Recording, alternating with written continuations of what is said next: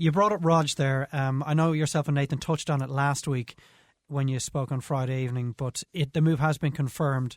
And look, it's an amazing move for him. You have to hand it to him for his ambition and the amount of experience he's going to get from this. He's clearly thinking long-term, thinking big picture. But I'm looking at it from a selfish point of view, the way that I might approach it, thinking financially, this cannot make sense for Ronan O'Gara. It can't. I mean, you compare the money in the Premiership in the top 14 to what's going on in Super Rugby. There's a reason there's an unbelievable talent drain from the three Southern Hemisphere countries. And to that point, I think he is thinking big picture. I haven't had an opportunity to pull it apart with him yet. I spoke to him pretty briefly last night. We caught up, but it was in the middle of the dinner, and then he is doing his coaching badges over the course of the next 2 or 3 days and needed to study, so he had an early night. He didn't get caught up with in the bad company. So Right. I haven't had that proper chance to understand what the rationale was. You have to think it's obviously developing his skill base, a completely new environment, very forward-thinking team down in the Crusaders.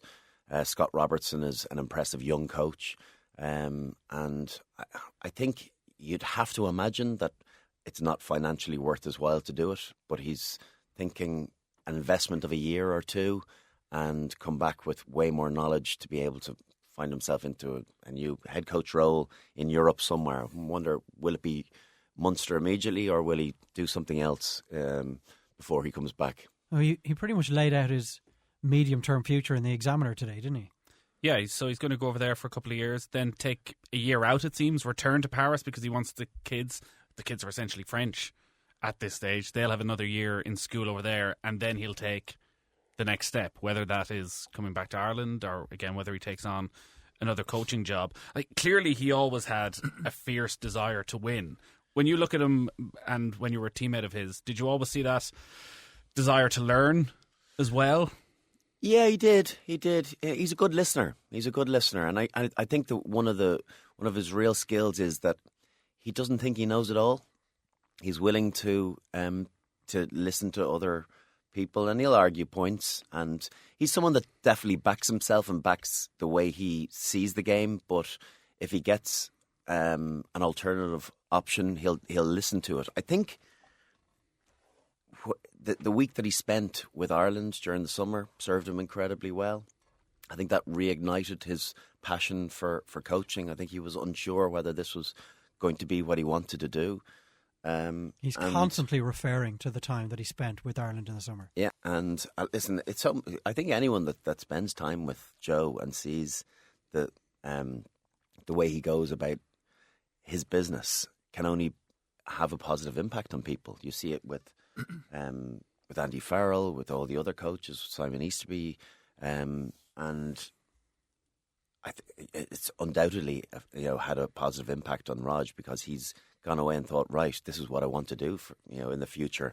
I want to be a head coach. I don't want to be a skills and defence coach. I want to be a head coach, and I've got to go and learn my trade in as many arenas as I can. I think that's really clever in what he's doing, and he's getting great kudos for it too.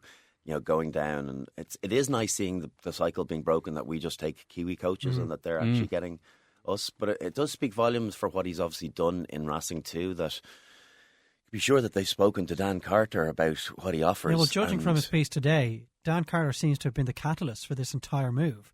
It was just an offhand conversation that O'Gara was having with Carter. Carter then came back and told him that he had recommended him for this job with the Crusaders and that he should probably talk to them. And I was just wondering, what does Jackie Lawrence-Eddy and the two coaches at Racing think of this? That one of their players, their standout player, is involved in the background in one of their best coaches being poached by his former club. I think you'll find Dan Carter won't be getting a second contract.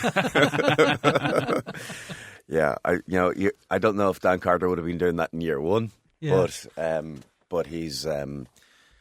Yeah, I think it's one of the best players of all time to give you that credibility, and he's gone out on a limb too, Carter.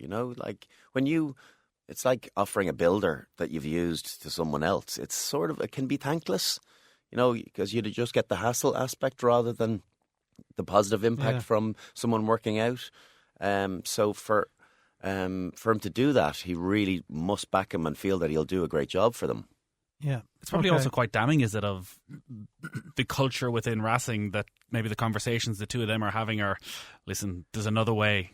There is another way of coaching. There's another way of learning. They've both come from very, very different environments. And that's what I constantly get back, is that the way they do things in France is so vastly different than in Ireland, and by the sounds of things, definitely in New Zealand too. And you have to adapt to that, and you have to have a flexibility.